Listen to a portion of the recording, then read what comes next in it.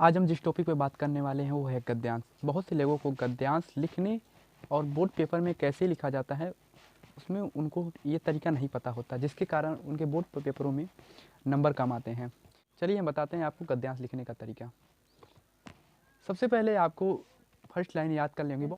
हम ये लिखेंगे, प्रस्तुत गद्यावतरण हमारी पाठ्य पुस्तक की। आप इतना लाइन याद कर लीजिए, प्रस्तुत गद्यावतरण हमारी पाठ्य पुस्तक की। अगर आप इतना याद कर लेते हैं तो आप बहुत सारी चीज़ों को याद कर लेंगे। अगर आप इतना याद कर लेते हैं तो मैं गारंटी देता हूं कि आपको गद्यांश लिखने का तरीका आपको बहुत अच्छी तरह से पता चल जाएगा। अब यहाँ पर प्रस्तुत गद्यावतरण हमारी पाठ्य पुस्तक की।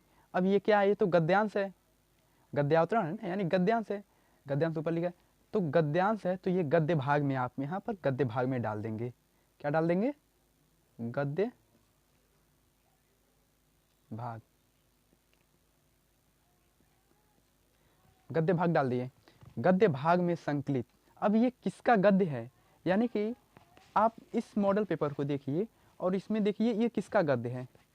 इसमें देखिए आपको अशोक के फूल दिख रहा होगा, तो आप अशोक के फूल जो लिखे हैं हजारी प्रसाद द्विवेदी जी लिखे हैं, तो यहाँ पर आप उनका नाम डाल दीजिए। हजारी प्रसाद द्विवेदी द्वारा लिखित अशोक के फूल को लिखे हैं, तो यहाँ पर अशोक के फूल डाल देंगे।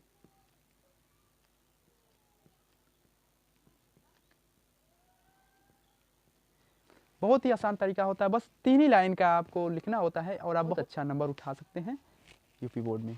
एक बार और ध्यान से देख लीजिए, आपको पहले लाइन लिखनी होती है, प्रस्तुत गद्यावतरण हमारी पाठ्य पुस्तक के। अब ये गद्य है यानी कि गद्य भाग में ये मोटिंग हेडिंग पहले आप डाल दीजिएगा।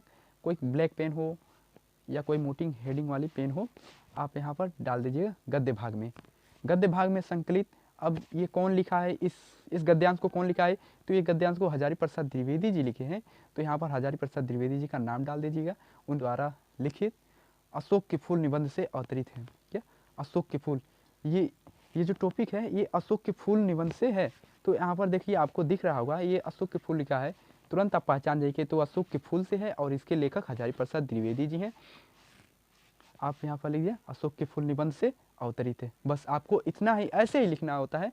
और चलिए मैं आपको एक आसान तरीका और बता देता हूँ। अगर आप ये नहीं लिख पाते तो आप इससे आसान तरीका और बता देता हूँ।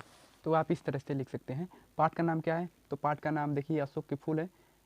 पाठ का नाम अशोक के फूल है, तो आप यहाँ पर अशोक के फूल डाल दीजिएगा। और लेखक का नाम क्या है? तो ये अशोक के फूल जो लिखे हैं ये हजारी प्रसाद द्विवेदी जी लिखे हैं। आप इस तरह से भी लिख सकते हैं, आपको कोई दिक्कत नहीं होगी।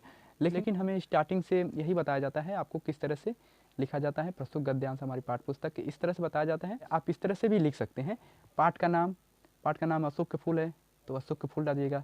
ये 2 चीज़ लिखने के बाद लेखक का नाम आप डाल दिए। लेखक का नाम क्या है? हजारी प्रसाद जी, यानी कि अशोक के फूल जो लिखे हैं हजारी प्रसाद द्विवेदी जी लिखे हैं। आप तुरंत पहचान जाएगा और बहुत आसानी से इसको सॉल्व कर दीजिएगा। ये मिलते हैं नेक्स्ट वीडियो में।